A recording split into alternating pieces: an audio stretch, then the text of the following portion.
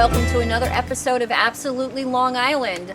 We're supposed to be on the road touring Long Island, but due to the storms on Long Island and unfortunately all the power lines down, we couldn't get to our destination this week, but we will be there next week. We plan to go to Northport.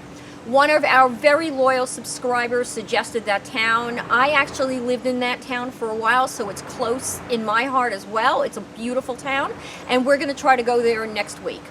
But today we are going to talk about how to spot a liar. You have potential. You have... Oh boy. You lying motherfucker. Now this can be a spouse. It can be any significant other, boyfriend, girlfriend, wife, husband, or whatever. But there are some telltale signs, some subtle and some not so subtle.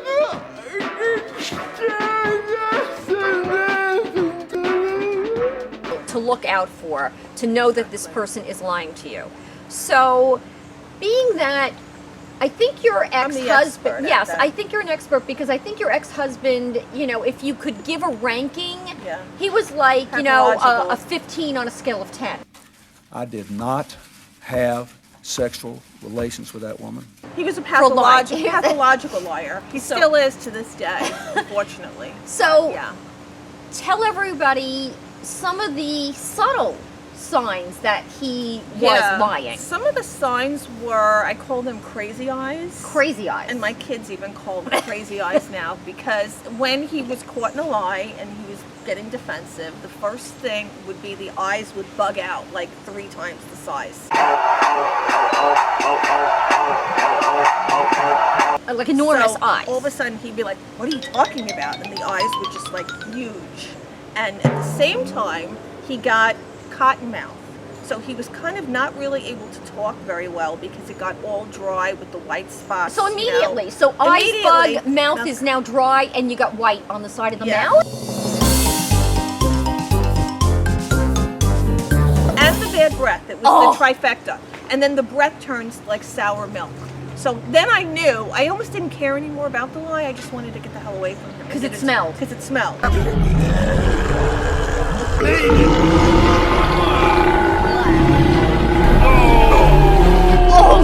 that was almost like, I don't know, like a kind of a weird mechanism maybe, like I think the porcupines have, where they do something with the, right, just to get away. Their quills come out? I think it was just instinctual, I really do. So that was a surefire sign that he was just bullshitting. Okay, so any other kind of subtle and then signs? Other stuff like, you know, he would turn it on me like, you're accusing me of what? Like, are you crazy? Are you insane? Are you really what is wrong with you? What are you, some kind of a nut? So not saying, no, I didn't do that, but more of just immediately getting defensive with like, why would you think something like that? Right. Are you a crazy person? Why would anybody do anything like that? Yeah. That's so wrong. That kind and of then do the circle talk. I called it the circle jerk, which is another episode, but he would talk in circles, not really give me a definitive answer, change the subject, I'm going to the gym, walk away from me in mid-sentence, oh, you're absolutely ridiculous, you're crazy, and just totally take off and walk away. Wow. And then some other stuff he was doing was he started to change the behavior. So when they start to change the behavior, it's a warning. You're making too much noise. I can't help it. You're hurting me. You're going too hard tonight. Oh, get off it. I know you better than you know yourself. You live for bondage and discipline. He went from getting like a $20 haircut at the local barbershop to going to a very shishi, high-end, like Madison Avenue hairstylist.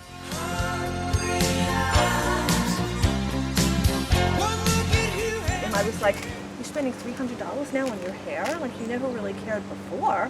Really? Oh, I got a great guy at such and such salon. But would you care for a haircut? No thanks, Floyd. And blah, blah, blah. And then at the same time, again, he was tanning on the sun deck of the building where we used to live in. Oh, man. I think I cooked myself. Look at your skin. Oh, stick a fork in me, Jerry. I'm done. in Manhattan. In Manhattan. So he was out there tanning. Tanning, haircut. I think he was even putting on like moisturizer on his face, which he hasn't done in like, I think, forever. Get the lotion. Put the lotion on me. Brian? Oh, Hi, Mr. Furley. Never mind, I'll come back later. Unless maybe his mother put it on his bottom or something when he was a child. Like, never in my life did I ever see that. So he was really, and he got like, he had a personal shopper at Bloomingdale's. He had a personal shopper? He had a personal shopper at Bloomingdale's.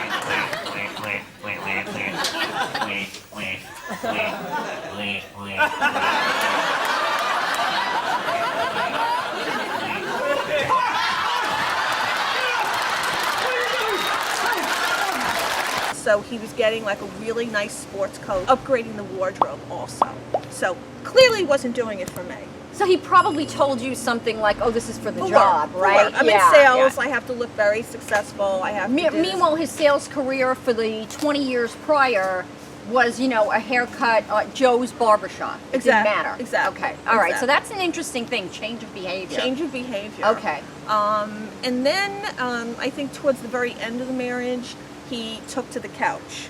So Took to the sofa. Took Okay. to the sofa. So, you know, we had a 2-bedroom. We were living in Manhattan. And he basically said he snores a lot.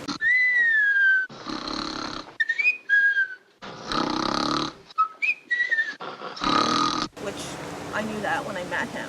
But to help me out, he was leaving the marital bedroom. After how many years?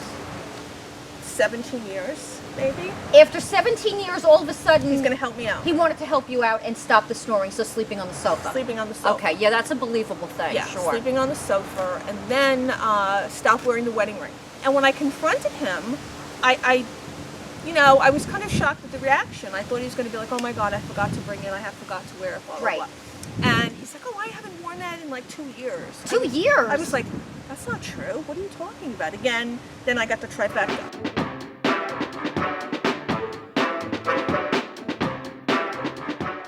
So then, I remember later that night I went home because we were away, and I said, "You know, it really bothers me that you're not wearing a ring." What? "Oh, you know, I don't like jewelry. You know, I barely wear anything, and it was bothering me. It wasn't fitting right." I said, "Fine. You know, we'll go to the jeweler and we'll have it fixed." "Oh no, that's not necessary. Nobody wears rings anymore. I don't even know where it is." I mean, to this day, I don't know what happened. Maybe he threw it out of the car at like 80 miles an hour or something. We don't like that. know. We don't know. We don't So know. somebody's got a bad eye on 495 because he threw it out the window. Yeah. Ow, my eye! I'm in hell! And just, we never found We never out. found out. you Plus, know. it was platinum. He insisted on platinum instead of white gold, so it cost me a pretty penny back in the day. Wow. And then he just discarded it. Like, And you never found it. never. Wow. I never found it. No. Wow. And he So- was also doing other weird things, right? Like you said, he came home from walking the dogs and the dogs reeked of perfume. It reeked of perfume a couple of times, and what happened was he would walk these dogs all night long and just wouldn't come home sometimes. It would be 1, 2 o'clock in the morning, and I'd wake up and he was out, the dogs were out. A couple of times I smelled perfume. "Oh, I was walking by Rockefeller Center and here," and those are some of like the touristy spots in Manhattan, or I was down by the water with the dogs and this woman came over, she was hugging the pugs, you know, and she was wearing a lot of perfume. So you got to smell the dogs. Yeah. Because, you know, the dogs reeked of perfume on more than one occasion. And I was like, what? Cologne for dogs comes in many different scents. It comes in Don Juan romance and summer night. So it's your preference, you and your dog, you decide. You know, and for some reason, like, I guess sometimes I was maybe in denial. You were in denial, or all whatever. right. Yeah. I mean, I think the people watching the show are probably thinking, what's wrong with her? Yeah. Never mind what's wrong with her ex. Exactly, yeah. But I he- guess I never thought he was the type. But he But also then- did other... Now, these are like, these signs, there's no other way that he wasn't lying. So he had most of his mail, you said, sent the to his office. office because he claimed that since you're only in an apartment, it's not a permanent residence. Right. Why keep changing addresses? So I'm going to send everything to the office. Right. He So didn't want to go through the process of notifying the Postmaster General. I'm a United States postal worker. Aren't those the guys that always go crazy and come back with a gun and shoot everybody? Sometimes. Since we were renting, sometimes we would be in a home for a couple of years, sometimes a year, and he's like, you know, it's much easier, just have everything sent to his office. To his office, of course. Not your And- office, because No. you were working for part of this. Right, and my mail always came to where I lived, and I had no issue with it. And one time, and he would always get the mail, I guess, and one time when I was home after my children were born, I started getting the mail. Okay. And So there was a couple pieces that still. a couple of people that still came, and he tried to have me arrested. He said it's a federal crime. 'Cause you I opened his up mail. his mail. It's a federal crime. He had a fit, yelling, screaming, carrying on. That's the way you want it? That's the way you're gonna get it. He's rude enough. Come on, Ray. That I opened his mail.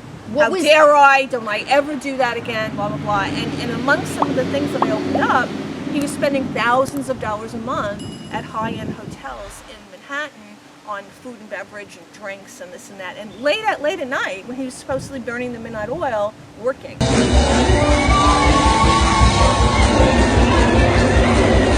So he said to you he was working late at the office, but then you found the bills Right. with like Different all hotels. these Yeah. different hotels, and it's always hotel bars. Interesting Always enough. hotel bars, pretty much.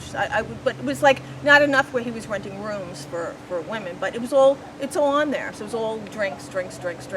And he would drag his secretary. I think anyone that was around, he didn't want to face me and come home. We had twins, we had newborns in the apartment, and just didn't want to be around. So he would lie and say, I have to work, I have to pay for everything. You're retiring, we have help in the house, we have young kids. I'm doing this for the family. Meanwhile, he's boozing up with strangers because he didn't want to take care of the children and be responsible as a normal dad would be. So that's a definite lie. That's a definite lie. Absolutely. Yeah. So we had the sofa, we had the trifecta. Yeah. We had all those things. The ring, this the and ring. that. And the change of behavior. He started taking golfing lessons.